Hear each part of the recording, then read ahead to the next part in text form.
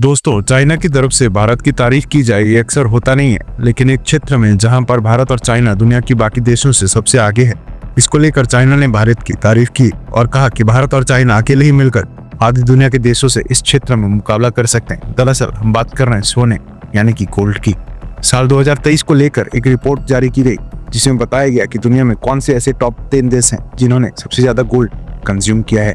इस लिस्ट में भारत चाइना से थोड़ा ही पीछे है। बता दें कि इस पर चाइना ने भारत की तारीफ की है और कहा है ये दोनों देशों की एक अनोखी उपलब्धि है। किसी भी चीज के भाव बढ़े या ना बढ़े, लेकिन गोल्ड के प्राइसेस जरूर बढ़ते हैं। आप इससे अंदाजा लगा सकते हैं कि जब हम छोटे थे तब सोने का दाम कितना कम था और आज की डेट में गोल्ड के दाम आसमान छू रहे हैं। किसी भी चीज की बढ़ती हुई कीमत का एग्जाम्पल देना हो तो कहा जाता है कि इस चीज का दाम तो सोने के बराबर हो गया है। इसी वजह से मिडिल क्लास के लोग जब पैसा जमा करते हैं तो उनका पहला ऑप्शन होता है गोल्ड में इन्वेस्ट करना। इसी वजह से गोल्ड की खपत होती है जो हर साल रिकॉर्ड की जाती है। साल 2023 की रिपोर्ट के मुताबिक चाइना दुनिया का सबसे बड़ा गोल्ड कंज्यूमर है, जबकि भारत दूसरे नंबर पर है। इस वजह से चाइना ने भारत की तारीफ भी की है। चाइना की एम्बेसी की प्रवक्ता तायुजिंग ने भी इस बारे में ट्वीट किया था। चाइना में गोल्ड का यूज ज्वेलरी, इन्वेस्टमेंट और इंडस्ट्री के लिए होता है। वही भारत को अपनी गोल्ड की डिमांड इंपोर्ट करके पूरा करनी पड़ती है, क्योंकि भारत में गोल्ड माइनिंग बहुत कम होती है। चाइना में कुछ बड़े बैंक्स गोल्ड कॉइन्स भी बेचते हैं जो आसानी से मिल जाते हैं। ग्लोबल गोल्ड काउंसिल की रिपोर्ट के मुताबिक इंडिया ने 2023 में 758.4 टन गोल्ड कंज्यूम किया था, जबकि चाइना ने 1090.5 टन गोल्ड कंज्यूम किया। इसके बाद तीसरे नंबर पर अमेरिका आता है जिसमें 136.1 टन गोल्ड की खपत हुई थी। चौथे नंबर पर टर्की रहा जिसमें 42.2 टन गोल्ड की डिमांड रही। उसके बाद यूएई का नंबर आता है जिसमें 39.7 टन गोल्ड कंज्यूम किया गया। इसके बाद रशिया भी इस लिस्ट में है जिसने 39.7 टन गोल्ड यूज किया गया।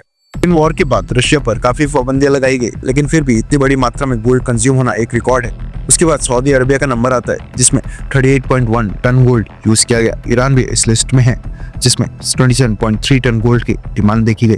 यहाँ की औरतें गोल्ड ज्वेलरी पहनने की बहुत शौकीन होती हैं। उसके बाद इजिप्ट आता है जिसमें 26.7 टन गोल्ड कंज्यूम किया गया और इस लिस्ट का लास्ट स्पॉट इंडोनेशिया का है जिसमें 25.1 टन गोल्ड कंज्यूम किया गया। किसी भी देश में कितना गोल्ड कंज्यूम किया जाता है ये उस देश की इकोनॉमिक स्टेबिलिटी का एक इंपॉर्टेंट इंडिकेटर होता है। गोल्ड की डिमांड के पिछले कई फैक्टर्स होते हैं, जैसे कि गोल्ड का प्रोडक्शन कहाँ हो रहा है, उस देश की इकोनॉमी कैसे चल रही है, लोगों की इनकम और सेविंग्स कैसी है।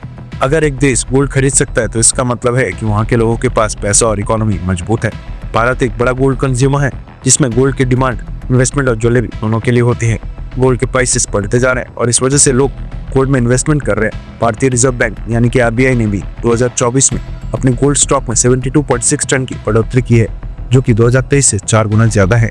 दिसंबर 2024 के अंत तक आरबीआई के पास 876.1 टन गोल्ड का स्टॉक था।